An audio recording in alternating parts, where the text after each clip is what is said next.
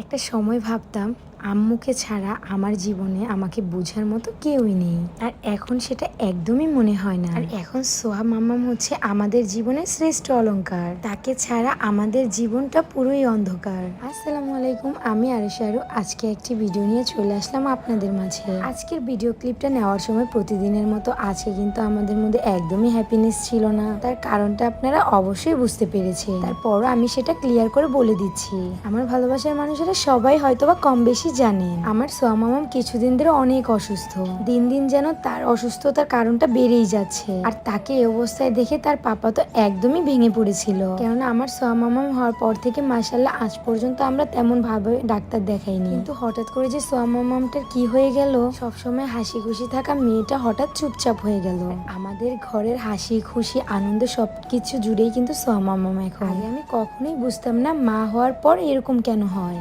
ভাইরে ভাই, এই সিরামটার মধ্যে কি এমন জাদু আছে? অনলাইনে ঢুকলেই এই লাক্সারি সিরামের জন্য থাকাই যায় না। তাই তো আমিও আর এটা না নিয়ে থাকতে পারলাম না। এটা ইউজ করার ফলে আপনার বয়সের ছাপ কমাবে, কোরিয়ান মেয়েদের মতো আপনার স্কিনকে ধবধবে ফর্সা করে তুলবে, ত্বককে টান টান করে তুলবে। কি বিশ্বাস হচ্ছে না আমার কথা? অনেক টাকাই তো এই স্কিনের জন্য ব্যয় করলেন। আমার কথায় না হয় এই একটা লাক্সারি সিরাম ইউজ করে দেখেন, আপনার ফেসের জন্য 100% কাজ করবে ইনশাআল্লাহ। আর এই লাক্সারি সিরামটা শুধুমাত্র পেয়ে যাবেন অরিজিনালটা বিউটি ওয়ার্ল্ড কালেকশন পেজে। ক্যাপশনে পেজটি মেনশন করে দিচ্ছি।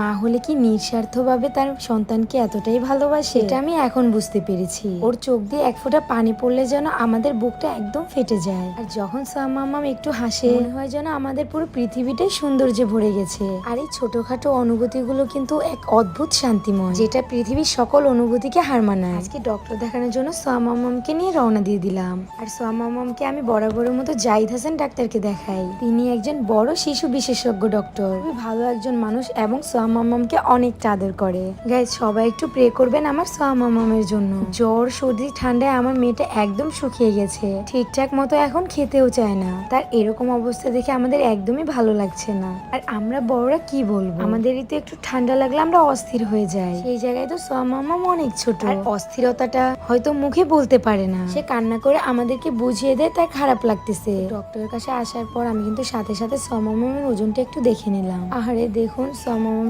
কত নিশ্চুপ হয়ে গেছে। আর এই সময়টা সোহা তার পাপাকে ছাড়া কিছুই বোঝে না। আমার থেকে তার পাপার কাছেই সে একটু বেশি থাকে। সোহার পাপা তো সোহাকে অনেক ভালোবাসে, এক কথায় মেয়ের জন্য পুরোই পাগল। তার একটু থেকে অন্য কিছু হলে সে তো একদমই পাগল হয়ে যায়। এই যে দেখুন কি জোরে জোরে কাশতেছে, রাতে ভালোভাবে ঠিক মতো ঘুমাতেও পারে না, সারাটা রাত কাশতে কাশতে কান্না করে। আমার সোয়া মামামটা সুস্থ হয়ে যায় যেন সবাই একটু বেশি করে দোয়া করবে। শুধু আমি না, প্রতিটি মা বাবাই চায় তার সন্তান সবসময় সুস্থ এবং ভালো থাকুক।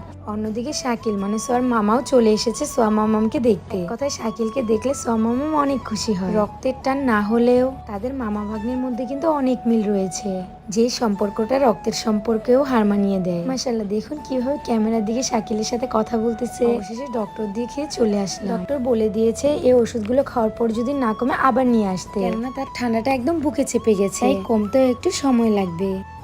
যাই হোক, মহান আল্লাহ তাআলা যা করে ভালোর জন্যই করে। তারপরও আপনারা সবাই একটু সোয়া মামামের জন্য বেশি বেশি দোয়া করবে। ওর কিছু হলে তো আমরা পুরোই শেষ।